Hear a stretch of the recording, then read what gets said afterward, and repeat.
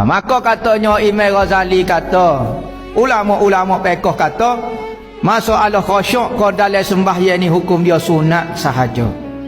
Sunat sahaja.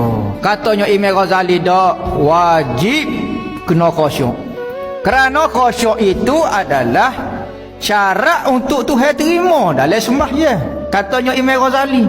Maka apabila dia berfatwa, kalau semaya di rumah khusyuk, masjid tak khusyuk, kata Imam Ghazali kena pergi di rumah. Kerana tujuan kita semaya nak khusyuk, bukan nak gapo-gapo. Maka kalau di masjid tak khusyuk, di rumah khusyuk, kena semaya di rumah. Sebab apa? Sebab dasar ambanya khusyuk lebih penting. Khusyuk ni jadi syarat supaya Allah Ta'ala terima. Katanya Imam Nawawi, dok sunat ya. Pas sunat ke Tuhan nak terima ke mana? Kerana terima semaya ni rahmat Tuhan, bukan khusyuk kita.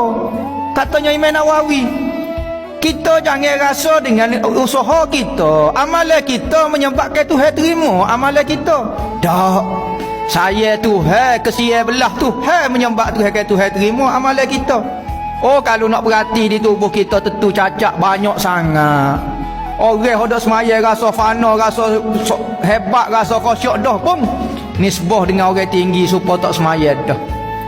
Sebab itulah makom ini jangan rasa sempurna ni tak ada bagi manusia. Kerana manusia ni asal lemah sentiasa ditambah.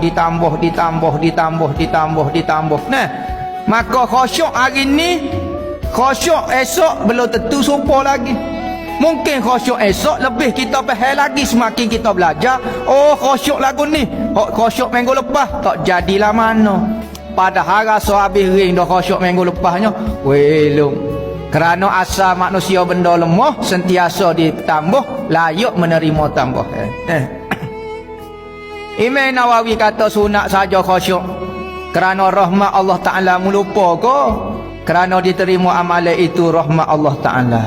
Pas lagu mana nak ambil pendapat? Gini, katanya ulama gabung dua pendapat lagu ni. Tugas kita sebagai hamba kena jaga khusyuk. Tuhan tu tak sedap cara hak tu dengan rahmat dia, betul dia terima amalan dengan rahmat Tuhan. Tetapi tugas kita sebagai seorang hamba kena cara khusyuk, kena cara gani, tu tugas kita. Patu tugas hak gapo dia kalau khusyuk munggo Tuhan terima dengan rahmat, tugas kita. Masalah hak Allah Taala terima dengan kasih sayang dia, hak tu hak dia.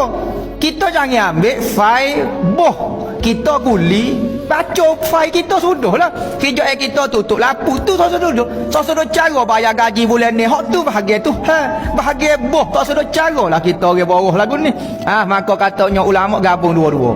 Tugas kita sebagai hamba jaga hak ubudiyah kita sebagai hamba dan jaga hak rububiyah Tuhan Allah Taala. Dia tu yang nak terima dengan apa ikut dia lah, terpulang pada dia. Ada orang kata buat ibadat pun masuk syurga kerana rahmat tu. Buat ibadat gapo dia? Tugas kita. Masalah hal itu tu tak sedap cara lah. Jangan duk ambil lah kerja tu. Ambil kerja kita.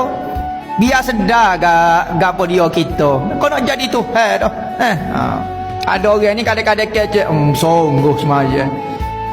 Masuk syurga dengan rahmat Tuhan tak sedap sungguh. Kata buat ibadat ni. Sesat dah tu sebentar. Sesat. Hilang lupa panduan Muhammad tu ajar lagu mana. Nabi Muhammad yakin penuh dia masuk syurga dengan rahmat Tuhan, tapi dia semaya bekok kaki-kaki. Sebab apa? Hak dia panggil. Hak hamba sebagai hamba yang layaknya adalah menyembah Tuhan dia, menghina diri, memuja, memuji Tuhan dia. Tu hak sebagai seorang hamba. Tuhan tu dia nak terima tak saya terima orang kafir kau nak masuk dalam syurga kau ikut dia, tu masalah dia. Dengan rahmat dia ikut dia, moga dia nak dia boleh buat belaka. Masya-Allah kana wa man lam yasha' lam yakun. Benda yang Tuhan kandak Tuhan boleh buat.